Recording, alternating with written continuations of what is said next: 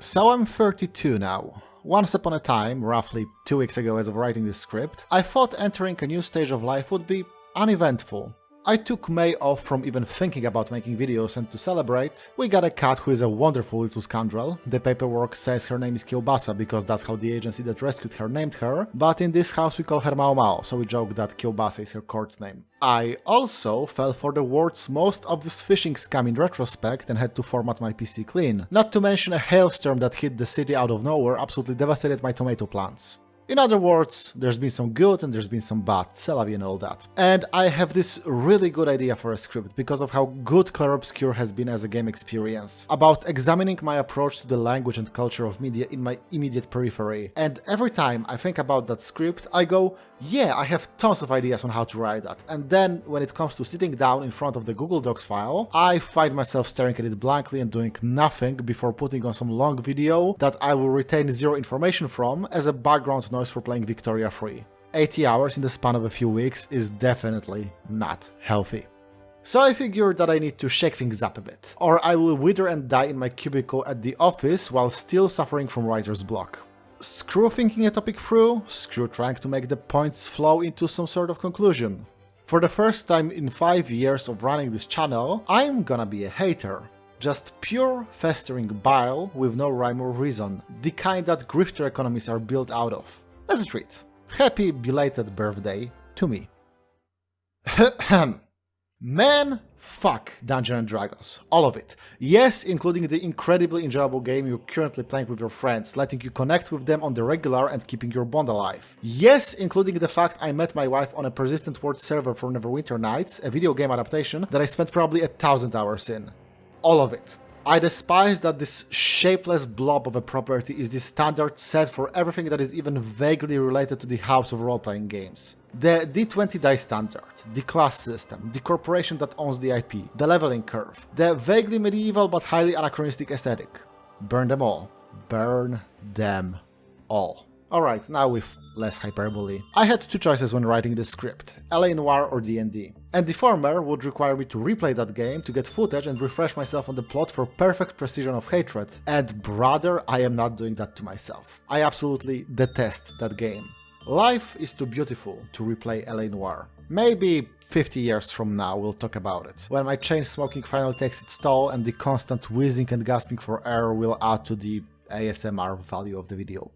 But Dungeons & Dragons? I've had on and off contact with that thing for exactly 20 years now. The dark lump I feel in my chest whenever I think about it has been pressured and cooked into a pristine black diamond. And now I'm gonna fucking put it on a ring and propose to you so we can be united in hate. Okay, this metaphor is falling apart. Let's just get to the grievances in no particular order. Probably the most baffling thing for me is that Dungeons & Dragons is, at its core, everything and nothing. It provides no context, and yet the context it provides is so specific and restrictive that it allows only a single way of understanding its game pieces. If someone tells me they are a fan of D&D, they tell me nothing. Yet I know that in the next sentence they will utter 1 out of 10 highly specific jokes. Let's specify someone so this can make some more sense to you. According to the German philosopher Ludwig Wittgenstein, don't give me that look, you know what kind of a channel you're watching. A game is a set of rules understood by the participants and spectators. The act of play can be understood even without fully comprehending these rules, and you cannot play if you step out of these boundaries. As a very direct example, if you see kids kicking around a ball, you immediately understand they are playing football or something similar, even if you have no idea how scoring and offsides or whatever work. But when one of these rapscallions suddenly punches another one in the face, and everyone makes a fuss and rushes to them completely ignoring the ball, you also understand that the game is over, and punching an opposing player is not a legal move, so a transgression of the rules has been committed. He then argues that language is similarly a game, with the rules set by context and other cues, not strictly defined, but understood by everyone present. Which is why if you tell me to do an athletic roll and I leap from my chair to tumble behind the nearest cover, I'm being an asshole. Breaking the rules of the game of communication, set by the context of the dice, character sheets and beer cans on the table between us. And even a bystander could tell that this is not what you meant. Tabletop role-playing games fit rather nicely into this understanding of language and games, being the latter that primarily uses the former. Wittgenstein might have died 20-something years before the first edition of D&D ever dropped into the market, but I would love to sit him down at a table. I think analytical philosophy could make several leaps forward in that moment. Back to the point that started this tangent. Being a fan of D&D tells me nothing. Or rather, next to nothing. I can understand that the hypothetical person in question enjoys making stories with their friends, but that would be true for any tabletop RPG. But outside of that, what rules does that sentence set for the game of conversation we're about to play? Do they like the basic premise of a heroic fantasy? Or are they exclusively playing grittier stories like Curse of Strahd or rather unheroic homebrews? Do they enjoy the game systems as written? Or have they been playing with homebrews so long that the game no longer resembles the book they bought? Is the atmosphere they enjoy jokey, serious, in between? The thing with D&D is that it, frankly, has no identity of its own. Almost any other game in this medium would tell me something. A tone, a mood, affinity for mechanical engagement. If someone tells me they've been enjoying a game using one of the many books under the Powered by the Apocalypse umbrella, I know they heavily focus on the storytelling and the choice of setting is dictated by the specific system chosen. If someone tells me that they have been playing Blades in the Dark, I know that their games are fast and focused on skullduggery in some form, and that they probably really like Thief or Dishonored. If someone is playing Dark Heresy, I know for a fact they like the setting of Warhammer 40k and a solid underdog story. Possibly the sole exception is GURPS, and even then it tells me you're a psychopath and my man. But I don't think I ever heard anyone describe themselves as a fan of that system, because it's like saying you're a fan of Lego.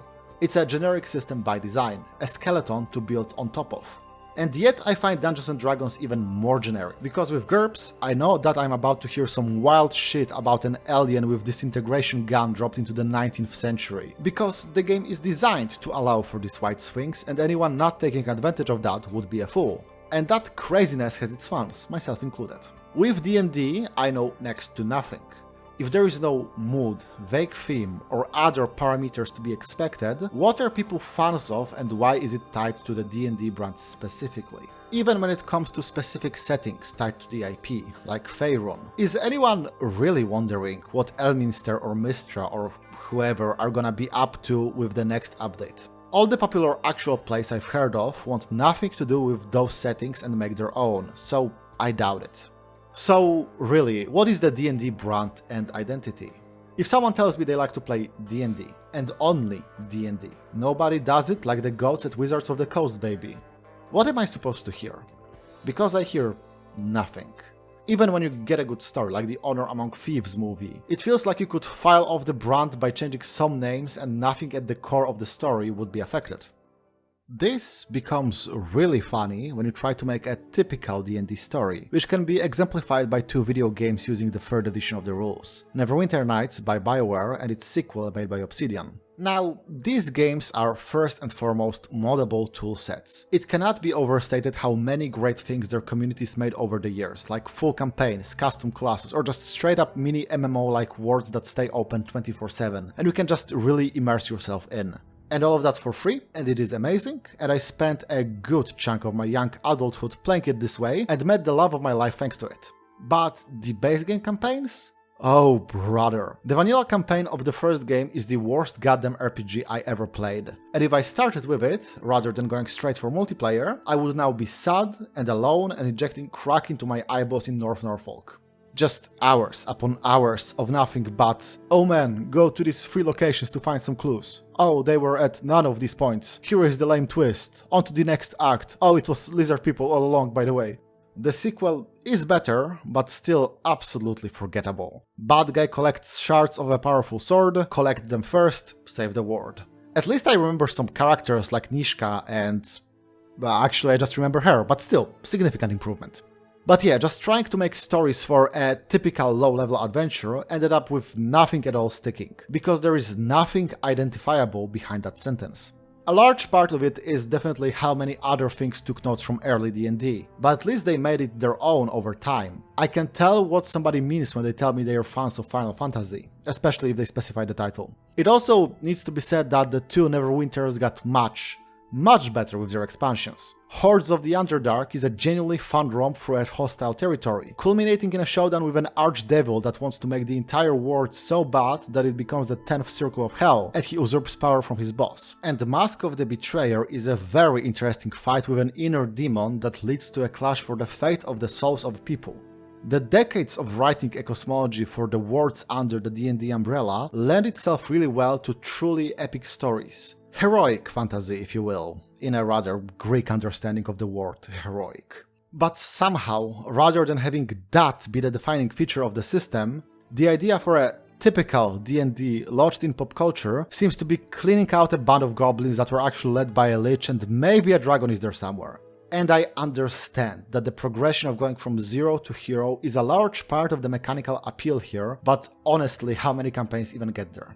The whole joke of a typical RPG story going from saving kittens to defeating gods started with Japanese video games. Perhaps because they were inspired by the tabletop RPG movement started by early D&D, but they are complete things that have a beginning and an end, and don't peter out in the middle of the range of allowed levels because there are too many spinning plates after that point. Even a video game adaptation like Baldur's Gate 3 doesn't bother including your progression past level 12, despite the basic player handbook going up to 20. And I've seen more than a fair amount of people online saying that this is where a campaign usually ends too. And I don't know, something weird about getting a whole ass book and being told you'll probably only ever use half of its contents. Here's what D&D is, but not these parts, not most of the time. But that lack of rules for what D&D is was only half of what I mentioned. The other half is that there are, ironically, too many rules restricting what it can be. And that really boils down to the class system, because if you tell me you're playing a barbarian, I know like 90% of what your character is. The game of conversation about this topic is no longer interesting, because it's solved. Sure, there are always archetypes that people fall back on, but goodness gracious, D&D is extremely restrictive about it, even with the subclasses from the 5th edition. People complain that a majority of the jokes made by the community boil down to haha, bard's horny, barbarian's angry, rogues are dickasses that hide from fighting.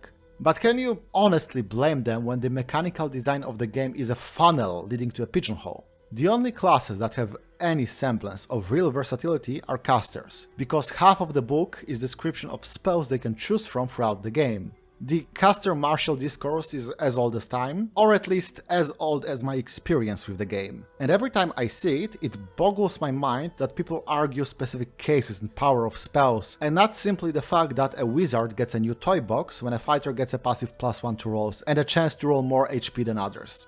Heracles could divert a river into a stable with his muscles, but a heroic fantasy game system can't give a high-level warrior a list of supernatural combat tricks to pull, come on now. And even then, the walls of the funnel are so steep that even the classes with more freedom of expression can get put in the hole anyway. Sure, I know that you wanna make a cleric of a death god that wanders the world punishing those who think they can cheat that power, but the rest of the table already made characters and we don't have any healing capability, and the game is designed with it in mind unless we want to go to bed every 3 rooms, therefore completely breaking the immersion of the play, so please pick some healing spells. This restricts not just the mechanical variety of the moment-to-moment game, but the storytelling potential of the table as well. Wanna run a group of, I don't know, wizards trying to collectively prepare a massive magical ritual? Good luck having an interesting party dynamic with all of them being smartasses as necessitated by the mechanics of the game, and all of them progressing in their development of knowledge at the exactly same rate. And the classes as a concept are perfectly fine as a starting point, or in a video game that by necessity needs some rigidity to work at all. But as a constant? For 50 years? People introduce their characters by saying, oh yeah, this is a tabaxi rogue, even in writing groups unrelated to the game. That's how much these things fucking define. I know I'm gonna get a lot of comments saying to just adapt the game to my needs and not strictly follow the text of the rules. To which I respond, motherfucker, this is a product I bought. I can make changes to anything. I can also just ask my players to tell me a few strong and weak points of their characters, write that down on a napkin and hand them some d6 dice, which I have done for the record. I can also run my silly wizard game in something like Mage the Awakening, because the different traditions facilitate in-group conflict, not to mention that being a mage in World of Darkness has nothing to do with a single character trait. And these solutions also have their problems. I'm not expecting perfection, I'm not that stupid, but if I'm getting the game that is mentioned by name more often than its own genre, and it offers me neither a good set of ideas to draw from, nor a framework loose enough to not get tiring after 3 campaigns, making me write over half of it, then what the hell are we doing here? Though, the thing about not giving ideas is actually not true. Because to be perfectly honest, I love a lot of the settings that were spawned from D&D. Planescape is a fantastic idea, connecting the metaphysical and material world through a single cosmopolitan city. Spelljammer is much goofier, but also a boatload of silly fun, with its giant hamsters and pirates stealing shit out of pockets of the astral plane that are insides of bags of holding. I also heard a lot of great things about Dark Sun, and the notion of a fantasy post-apocalypse with magic fueled by destruction of the sparse life left, oh yeah, that's the good shit. Sure would love to hear any talk about them outside of the one video game from 1999 that I should replay to make a video on. Might be that the aforementioned rigidity of the basic framework makes it feel like they're still playing the same thing with a new coat of paint, so why bother not just make your own thing? Who knows? Oh, but it's not just these broad ideas that I dislike. Did D20 die? It sucks. The possibility of giving you the same 5% chance of any result, combined with a binary success-failure threshold, means that if you roll terribly, you end up just doing nothing, and it can be very easy to just not do well. In 3rd edition, it meant that people at some point just kept pumping points into the same skills, to the point where the die roll became completely meaningless. In the 5th, the skill points are so static that you barely feel like you're getting better at stuff over time, and the randomness reigns supreme. So random, in fact, that Take 10 and Take 20 have been staples of the system for ages, specifically made to avoid tedious rolling. And listen, I like the randomness in games, it's why they're exciting and unpredictable. But something being a core skill of your class, giving you a 10% better chance than everyone else with the same ability score, that kinda fucking blows. In a dice pool system, every point gives you another chance to succeed, scaling nicely into extravagant feats by requiring more successes. In something like GURPS, they use 3d6, which follows a bell curve that tends to even out throughout the session and gives you some clear breakpoints of when the roll becomes really difficult or trivially easy. And because rolling 3 1s or 3 6s is really rare, it lets these critical rolls be really spectacular, without making the game master uncomfortable about the 3rd fumble in a row that they're dealing to some poor soul. Hell, I would love to see a system that uses a token bug similar to the one in the Arkham Horror card game, with the dice being easily modifiable to reflect the difficulty of the situation and allowing for unique events when something with a symbol rather than a number is pulled. Death to D20, we can do so many more interesting things. I also dislike many smaller things about how these books are written. The binary approach to magic, how you either know magic or not, with spell scrolls only being accessible to those who can use the spell anyway when spells are, again, half of the player's handbook. How in 5e holding a weapon two-handed gives you a different die rather than a flat modifier, so your choice to do so means jack shit if you keep rolling low. How you are either alive or dead, based on arbitrary hit points, with no wound but the last one having an impact on the flow of the combat. How the idea of opportunity attacks makes movement and terrain pretty much meaningless to consider, because everyone is gonna lock into position anyway. How all social interactions are tied to a single ability score, meaning certain classes are going to be prioritized as the party phase, because they also use it for different things. The alignment system, but everyone already spoke their piece about this one, literally tribalism as a morality system.